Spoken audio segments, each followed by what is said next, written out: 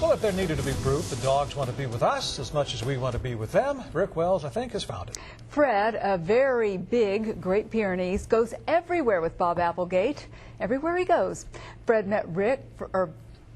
met Fred and Bob at Utica Square. Bob Applegate and Fred are heading for Starbucks in Utica Square. That's Fred in the sidecar. What do y'all normally get? Oh, I normally get a Frappuccino, and he gets a, they call it a Puppuccino. Stop that. Fred's trying to get the goggles, I think they call them doggles, off, so he can get his treat. Stop right there. Sit. Thank you. Mine's well, too. Off they go. I'm kind of anxious to find out what a Puppuccino is. Now, Fred's just taking it all in.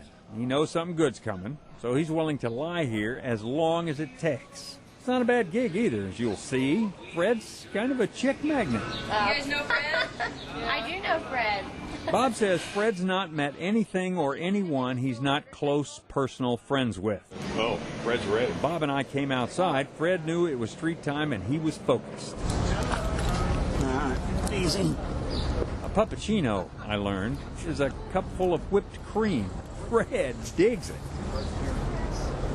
And Fred also likes Brahms vanilla ice cream cones.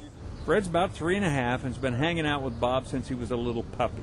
He goes to the bank, and he goes to the tag office, and he goes Starbucks, and he goes where I go. Bob told me he likes to ride his motorcycle, so it was only natural he'd add a sidecar for Fred. Well, treat time's over, so long to Utica Square. Fred likes rock and roll, so with the 60s classic Locomotion playing, they're off to another adventure. Rick Wells, the News on 6.